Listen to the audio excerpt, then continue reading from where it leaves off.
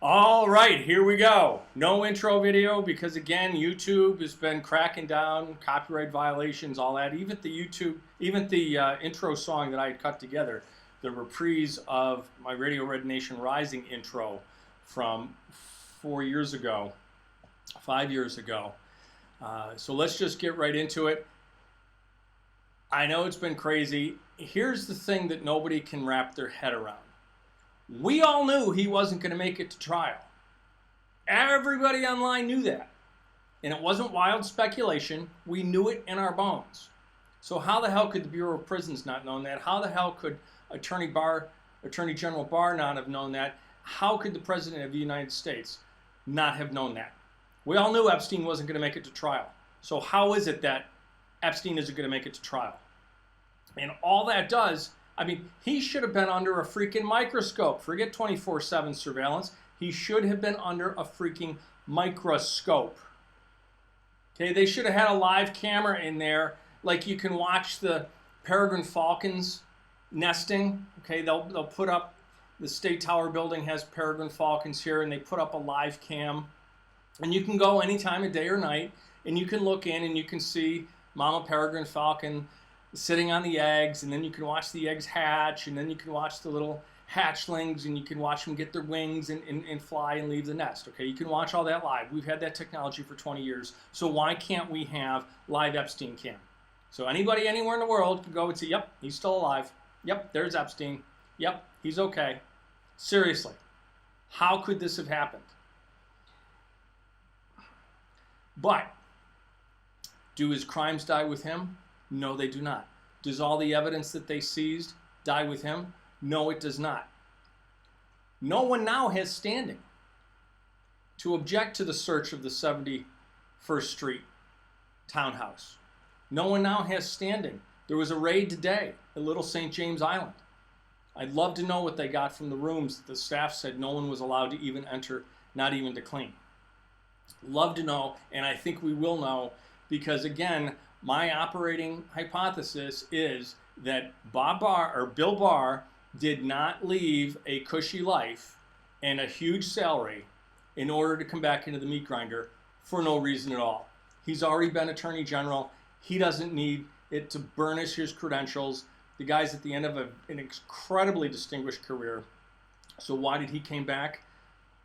I really believe that Bill Barr is a man of honesty, decency, and integrity, a patriot who loves this country, and who was absolutely sickened by what he found at the Department of Justice. And every single thing I've seen from him since then has buttressed that hypothesis.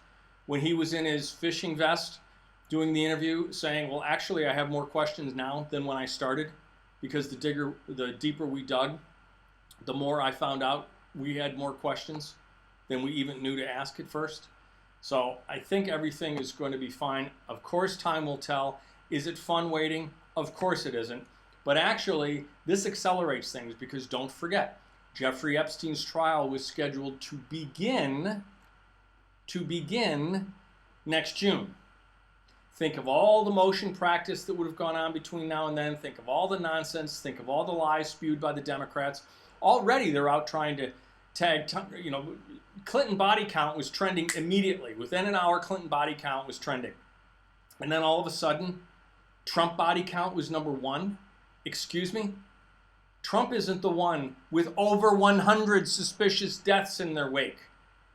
Literally over 100 suspicious deaths in the wake of the Clintons, including my favorite, Ms. Coleman, who was pregnant, allegedly with Bill's child, even though he's also alleged to be shooting blanks, so we don't know what the real story is there.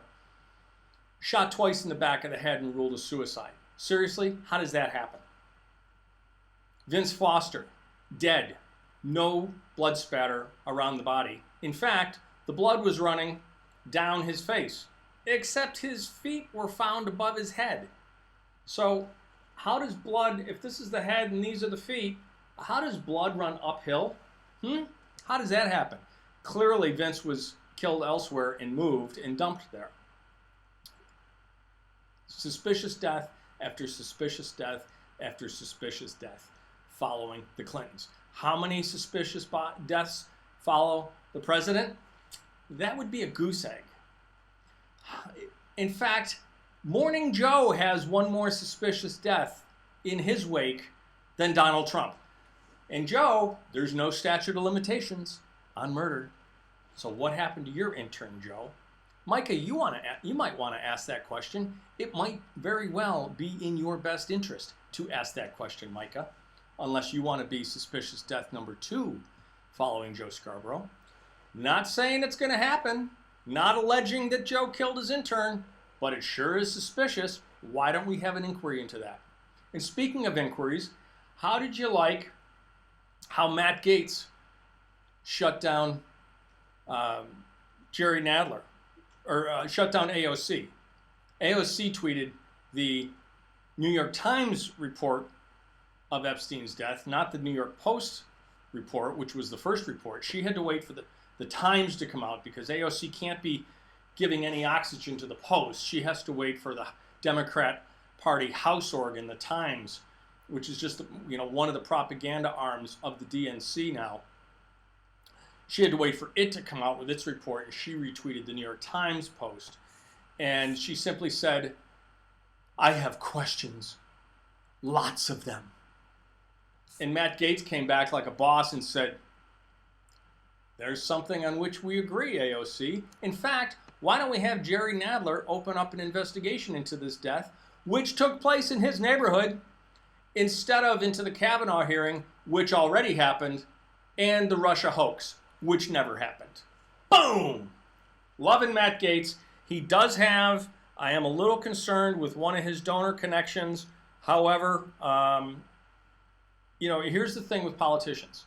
When you're out at an event, when you're out at a fundraising event, or you're out at a public event, especially when you're working a rope line or you're doing pictures, it's not the politician's job to vet every single person with whom he or she shakes hands, takes a photo, etc. It's not the politician's job. It's the staffer's job. So if you've got a staffer that's trying to undermine you, that's a double agent, or if you have a staffer that's simply incompetent, they had the whole thing in New Hampshire set up. Vice President Pence was on the plane ready to go to New Hampshire when they finally caught that one of the guys with whom he was going to meet was under federal indictment, which was going to be unsealed in a couple weeks. And that's why they pulled it back, and that's why the president said, "You'll find out in a couple weeks." Well, we found out in a couple weeks that one of the guys who was supposed to be lauded by the vice president for helping with the opioid crisis was indicted and arrested for participating in dealing opioids. So you don't want that embarrassment, and that's why, but that's how far it got. Now here's the Vice President of the United States. Okay, the President and the Vice President, two most powerful men in the world, two offices that should have staffs that are absolutely on the ball, and they dropped the ball until the last minute. Okay, they should have known weeks ahead of time, because you don't get to just meet them. Okay, you just don't get to go to an event and meet them.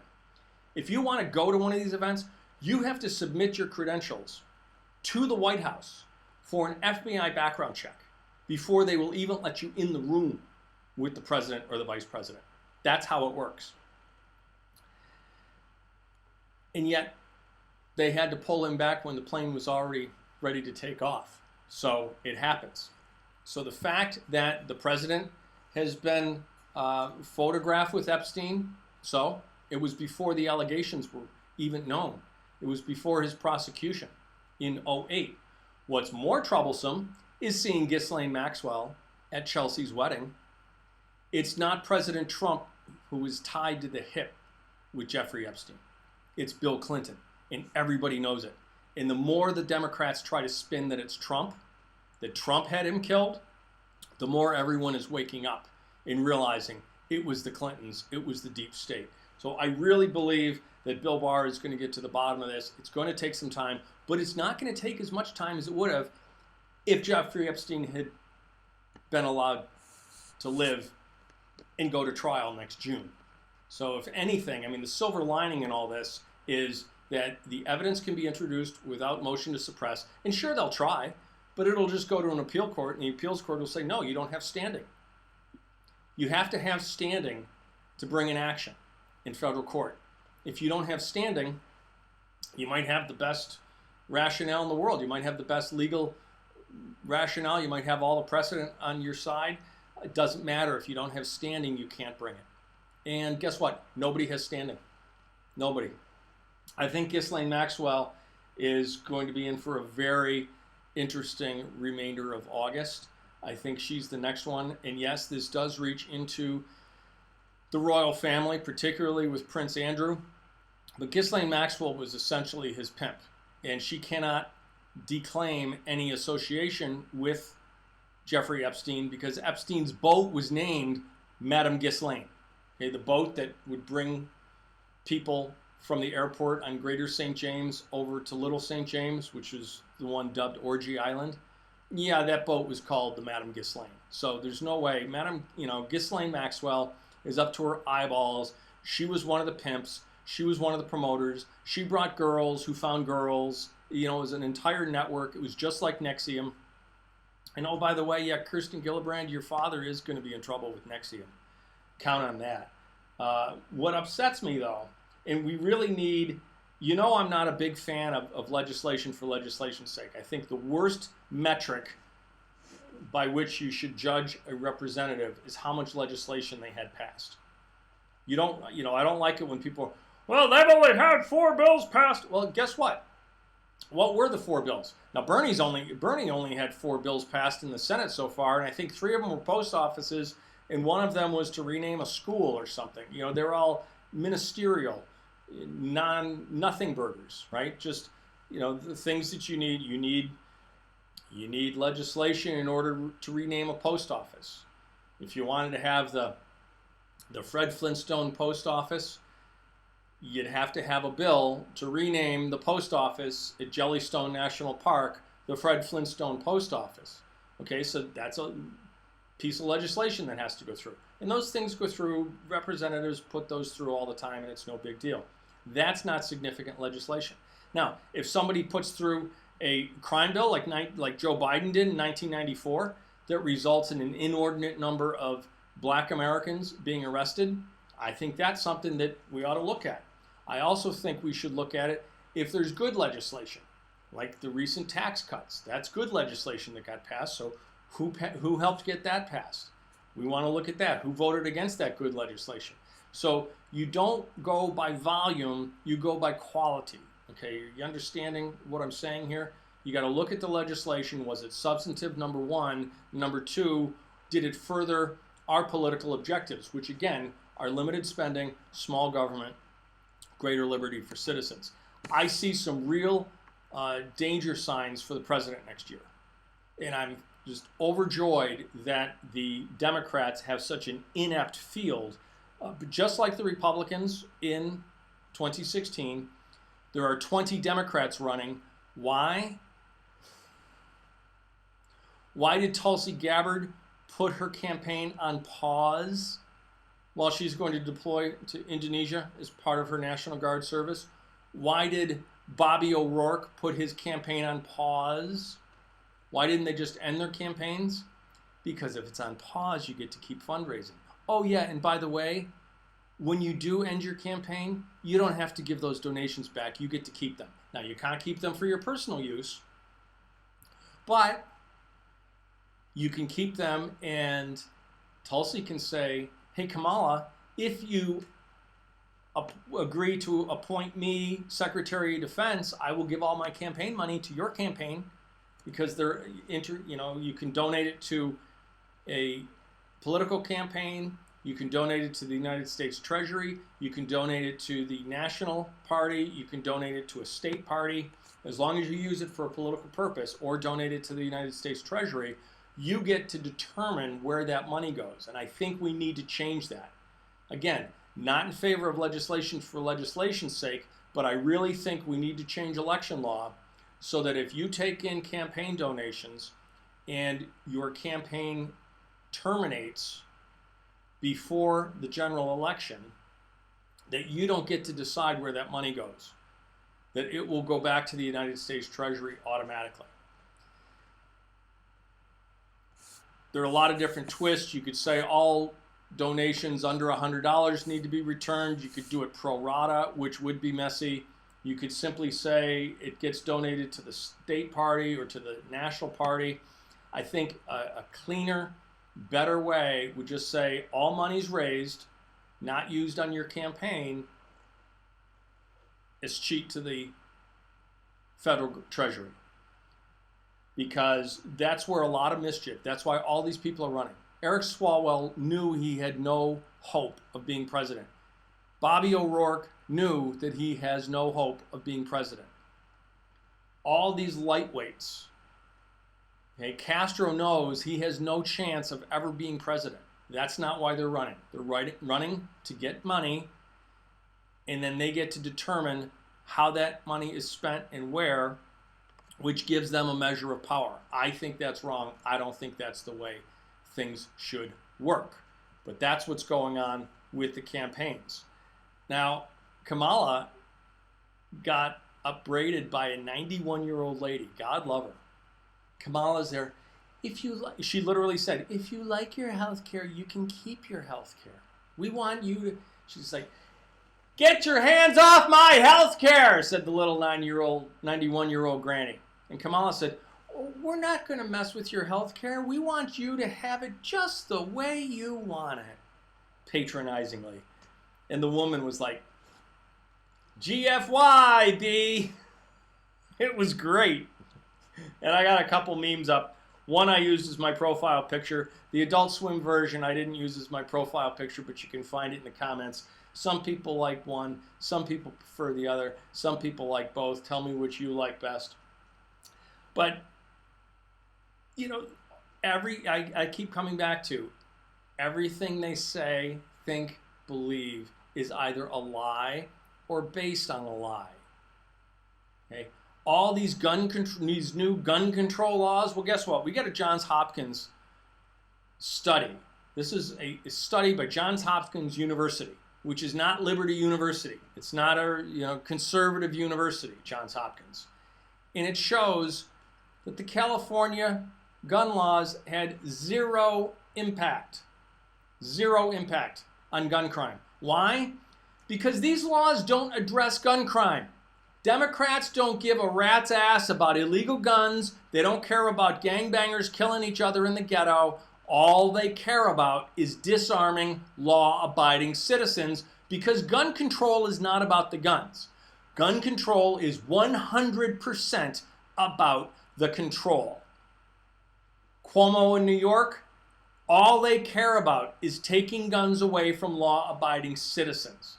They don't care about gun crime. They don't care about gun crime victims. All they care about is increasing their control. And it is our job at every turn to oppose them. We cannot give them 1 millimeter. Do not cede 1 millimeter of ground. And that includes using their terms. It's not gun control. It's Second Amendment infringement. They're not undocumented immigrants. They're illegal aliens. They're neither undocumented nor are they immigrants. Immigrants are, by definition, legal, because immigration is a legal process to becoming a citizen. They are illegal aliens. They are here illegal, and under the law, they are aliens. They are not citizens. You're an alien or you're a citizen. So alien is not pejorative. If you're here illegally, you are, by definition, an illegal alien. People can't be illegal. No, but they can be criminals, and that's what these people are, and they need to be sent back. Because if you're not here properly, you need to be sent back. Try sneaking into Mexico without permission. See how well that goes for you. Try sneaking into Germany or any other country. Unless you're a bullwinkle, it's not going to go well for you. Oh, but if you're a bullwinkle, you get free everything, including cable TV. Why are they bending over backwards to appease the bullwinkles? It's the Neville Chamberlain syndrome, and it's going to end up just as badly as it did when Chamberlain tried to appease Hitler. These leftists trying to appease the bullwinkles is going to end just as badly as it did when Neville Chamberlain tried to appease Hitler. All right, let's go over and look at some of the news. This is what I'm worried about. Out of control federal spending sets a new record. $3.7 trillion federal spending sets record through July. Treasury runs $866 billion deficit. This is a real weakness. If the president does not start to address this before next year, I am very concerned with his re-election chances. This is a huge red flag. Another huge red flag, housing starts are down. Another huge red flag, American household debt. Bankruptcy filings rising across the country, and it could get worse. Okay, we have the best stock market ever. I don't like the president crowing about the stock market. Presidents don't control the stock market. All they can do is to create a business climate in which stock market gains can be realized. And that's what the president has done with the deregulation. He has been phenomenal. He has been the best president, even better than Ronald Reagan. Ronald Reagan was great with getting rid of red tape. Trump has trumped Reagan. It's been phenomenal. I love his judges. He's done that great. And the economy is humming along. We've got the great tax cuts. But I am concerned about the federal spending. I'm also concerned about this, the farmers. Okay, struggling farmers. Trump is ruining our markets. Now, are there farmers out there who are extremely happy? Absolutely. All I'm saying is that we need to take care of the farmers. We need to look holistically at the economy and make sure it doesn't weaken into recession before the next election, because that's absolutely what the Democrats are trying to do. They don't care about you. They don't care about your ability to feed, clothe, house, and educate your family. All they care about is more control for them. The Mooch is in a public war with the president now. Is this just a show? I don't know. He's got a CNN contract. Mooch says Trump's in nuclear meltdown mode and he couldn't keep quiet any longer. Is this all part of the show? I think there's a high likelihood of it. I think that just as with Omarosa, I think a lot of this is political theater. Again, these are the crazy days of summer. Things really, even if this were an election year, you don't really pay any attention to much going on in August in an election year. I did pay attention to the fact that Warren Wilhelm only got 15 people at the Iowa State Fair. 15, 1-5. And I think that's because he had 3 staffers there and 12 people heard he was going to put out a dozen corn dogs. Cheapskate probably only sprung for a dozen corn dogs, so he had 12 people show up plus his 3 staffers. That's my guesstimation of how he reached that magic 15 listener mark. So clearly Warren Wilhelm's not going to be president, but again, he's doing it for the moolah. Now, here's what we've got. He was not under suicide watch. There was no camera malfunction. Stop spreading that disinformation. It's all garbage. He hanged himself with the prison bedsheet. The big question is, why was he taken off suicide watch? My understanding is that has to be ordered by a judge. You have to go and make a show cause motion to take him off. Why was that done? Why was he only on suicide watch for 4 or 5 days? Why was he taken off 12 days ago? Okay, why did he have a bed sheet after having allegedly tried to commit suicide? There are way too many questions. How did this happen? Well, while we're investigating this, why don't we also investigate how did Whitey Bulger get murdered in federal custody while he was being transferred from one prison to the other? How did that happen? Okay, we've got a real problem here. We have a guard who took a bribe. Okay, $25,000. Last year he was convicted of taking bribes totaling $25,000. There's a real problem with that Manhattan Federal Jail, the Metropolitan Correction Facility it's called. It's in downtown Manhattan. It's in the 5 Points neighborhood, right in Foley Square where all the courthouses are. It's near the Tombs, which is the New York State jail. But apparently the conditions are horrible, and the guards are just on a big power trip, and it's not a good situation at all. Needs to be cleaned up. But again, how is this guy not under a microscope? They were able to keep El Chapo alive, and they couldn't keep Jeffrey Epstein alive? Give me a break. James Stewart has an article here, and again, it's on MSN. The day Jeffrey Epstein told me he had dirt on powerful people. Almost exactly a year ago, on August 16, 2018, I visited Jeffrey Epstein at his cavernous Manhattan mansion. It's actually the largest private residence in Manhattan, Epstein's house. The overriding impression I took away from our roughly 90-minute conversation was that Mr. Epstein knew an astonishing number of rich, famous, and powerful people and had photos to prove it. Yeah, and those were just the photos that he showed, okay? Here's the chronology. Bill Barr's father, Donald Barr, was in the OSS, the Office of Strategic Services, which was the precursor of CIA in World War II. Presumably, he remained active with the intelligence service after World War II. He was a professor at Columbia University. We know that the Ivy League schools are littered with CIA assets that recruit bright students. That's how CIA gets its people. I knew someone who worked as a recruiter for CIA, and she was able to talk about her job publicly, and that is one of the things they do. They look for the best and the brightest college students. They look for people who excel at maths and science. They look for people who excel at foreign languages. They look for top students. They only want the best, which is great.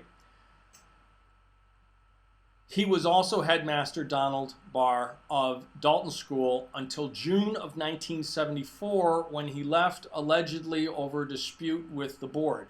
In September of 1974, Jeff Epstein, a college dropout, a 20-year-old college dropout, was hired to teach maths and I think physics also, but at least maths.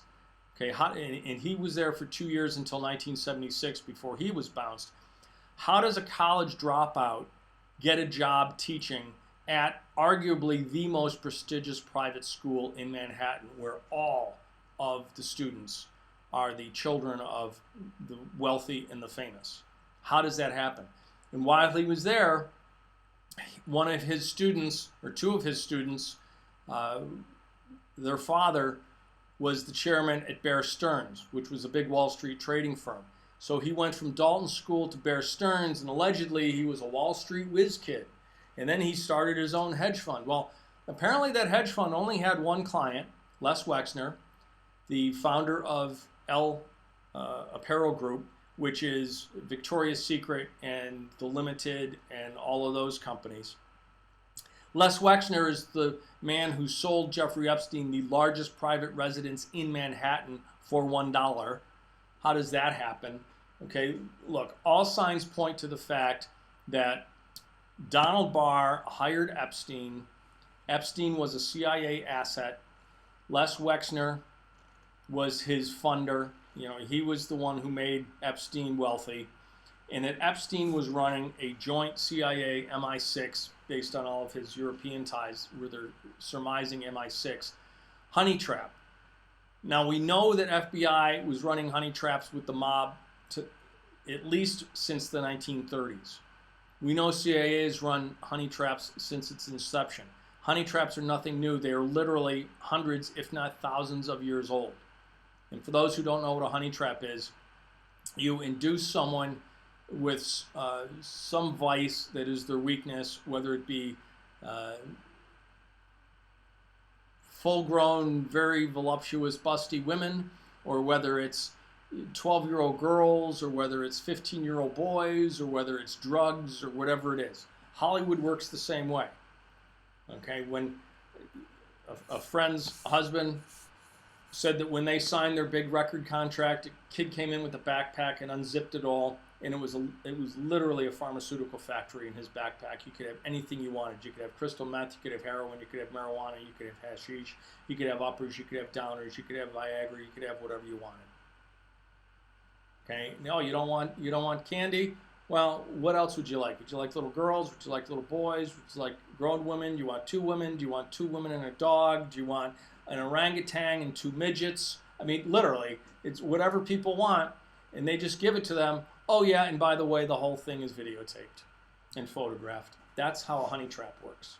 Okay, that's how J. Edgar Hoover got to stay. Transvestite homosexual J. Edgar Hoover, who used to go to parties dressed as a woman and introduce himself as Mary, how did he get to be director of FBI for over 40 years? Because he had blackmailing everybody. He was blackmailing the Kennedys. He was blackmailing Ike, who had an affair in World War II when he was overseas. He was blackmailing Johnson. He was blackmailing everybody. And that's why they have the new rule that you can only be FBI director for 8 years. And that's why Mueller had to apply for a special exemption so he could go to 10 years, which is why it was ridiculous when Mueller went to President Trump to ask him to be FBI director, because he'd already been there 10 years. You're supposed to be there 8. He'd already been there one extension over that, and they weren't going to give him another one. So why was he really there in that meeting? Well, clearly Mueller was there to set President Trump up. So if Epstein is running the honey trap, was running the honey trap, I said the relevant question is, who's running it now? Because you know they didn't just stop. When all this came out with Epstein, you know they didn't just stop running a honey trap operation. Somebody somewhere in the world, probably a lot of them are going on. I'm sure the Chinese run them. I'm sure the Russians run them. I mean, that's why the president didn't stay overnight in Russia. He knew it was a setup. The president was at a party, I believe in 1994, and he had gotten a heads up saying that they were going to try to honey trap him, and he got out of the party. Okay, they offered him these young girls, and he got out of the party instead because he knew what was going on. Donald Trump has been in this world of sleaze for a long, long time. And it's because the higher you get, the sleazier it gets. Okay? And people say, all these interconnections are so incestuous, it's disgusting. It's like, well, it's inevitable. There are only so many elite colleges. I used to joke that if you went to college in the Northeast, you're going to run into at least one person that you know in New York City at least once a week. I used to run into people all the time on a subway, at PJ Clark's. You go to a very limited number of schools. You play sports and you get to know people at the other schools. You hang out after the games and socialize. You go to visit other schools. You go to visit one friend at other school and make a whole bunch of friends at that school. You move to New York. You're all living in the same part of the city pretty much. You're all going to the same bars. You're all in the same training programs. Everybody knows everybody. I mean, I could be here for an hour telling you stories of people with connections that I know, and it's just the way it works. When you're in a small pond, you know everybody. And I wasn't a big fish in that pond. I wasn't Ivy League. I wasn't in a big Wall Street firm. But I had friends that were. And so you get, if you're in that milieu, if you're in the Gulf Stream, you're going to catch fish, right? So in these connections are inevitable. There's nothing wrong with that per se. What's wrong is when it's used for corrupt purpose, for a moral purpose, for a legal purpose, and for traitorous purpose. So I think a lot of this is all going to come out. I am not despairing. I'm really not that upset. I mean, I guess I'm not that good a Catholic because somebody said that they were mourning his soul because, as I posted earlier, John McCain said, Jeffrey, relax. It's a dry heat. Okay, because we all know where he is. And even if he hadn't killed himself, Catholic Church will grant a burial to a suicide because you'd never know what the last thought was that flashed through the person's mind once they had gone past the point of no return of killing themselves, but before they were actually dead and crossed over. You don't know what that last thought was. That last thought may have been repentance and a request for forgiveness, and so that's why we will grant a Catholic burial to a suicide. But my guess is, based on everything we know about Jeff Epstein, that didn't happen. So I think we all have a pretty good idea where he is and what he is suffering, and he is getting his divine retribution now. But that doesn't mean that his crimes die with him. That doesn't mean that no one else is going to go to jail. It doesn't mean nothing else is going to happen. They have the evidence. A lot more evidence was collected today, and I think that Bill Barr is supposedly going to be coming out with a lot of important news in the next 2 to 4 weeks. I'm hearing that Barr is going to blow the doors off this thing, and people are really going to be shocked. I loved that the president did this. He's ensuring that non-citizens do not abuse America's public benefits.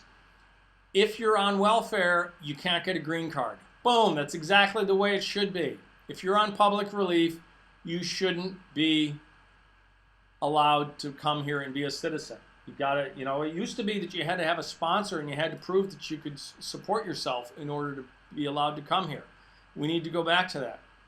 Okay, that the failed missile explosion in Russia, the United States is learning much from the failed missile explosion in Russia. We have similar, though more advanced technology. Notice how we got that in there. We're more advanced. The Russian Skyfall explosion has people worried about the air around the facility and far beyond. Not good. It looks like this was a huge nuclear accident, and definitely not good.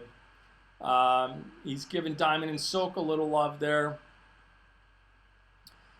I loved this. Ambassador Richard Grenell doesn't waste time with his PR stunts, and he doesn't have to.